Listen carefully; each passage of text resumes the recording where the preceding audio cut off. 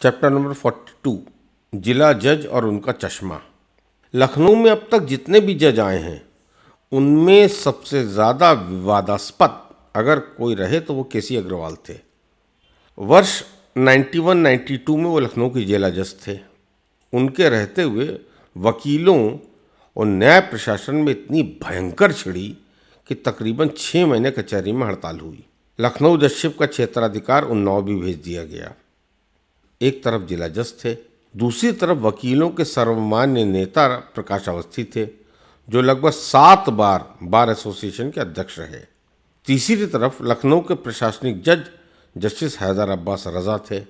मामला कितना पेचीदा था उसको आप ऐसे समझ सकते हैं कि 91-92 में साल के 365 दिनों में लखनऊ जजशिप में सिर्फ 78 दिनों में काम हुआ, 78 दिन काम हुआ।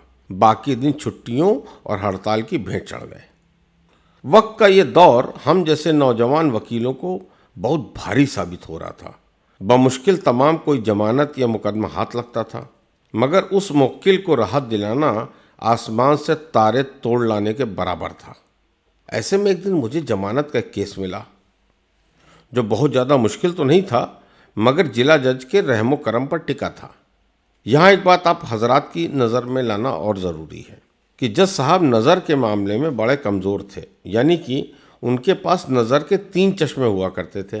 पहला चश्मा जिसे वो अपनी आँखों से तकरीबन बिल्कुल पास का देखते थे, दूसरा जिसे वे अदालत में पहनते थे जिसमें वो 10-15 कदम पर खड़े हुए लोगों को देखते थे, और तीसरा एक दूर का चश्मा हुआ करता था।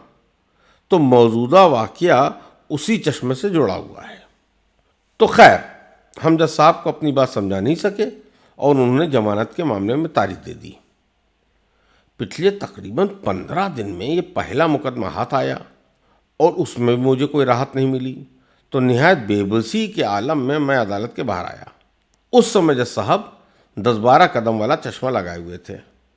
बाहर निकलते ही मुझसे एक साहब टकरा गए, सूट बूट में सजे हुए, पढ़े लिखे। उनकी शख्सियत बयां कर रही थी कि वो कोई आला दर्जे के अफसर हैं। उन्होंने मुझसे पूछा कि जज साहब अदालत से कब फारिग होंगे। मैंने चलता हुआ अंदाज में उन्हें बता दिया कि अभी जज साहब को अदालत छोड़ने में 2 घंटे का समय लगेगा, जिस पर उनके चेहरे पर मायूसी आ गई और उन्होंने खुद ब खुद मुझे बता दिया कि जज साहब उनके बहनोई और दूर के रिश्ते में उनकी पत्नी के भाई हैं और किसी दूर जिले में बतौर सुपरिंटेंडेंट इंजीनियर काम कर रहे हैं।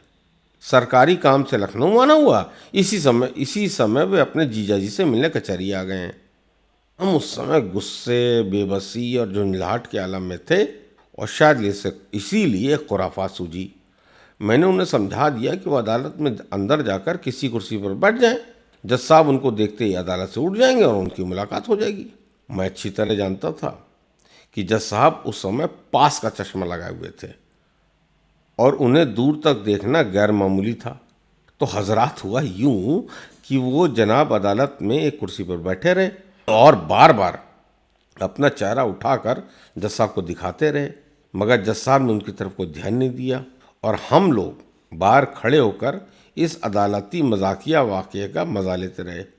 करीब 1 घंटे बाद वो साहब बेहद गुस्से से लाल पीले होते हुए बाहर निकले और उन्होंने सबको सुनाते हुए कहा कि जिला जज क्या बन गए, इनका दिमाग खराब हो गया।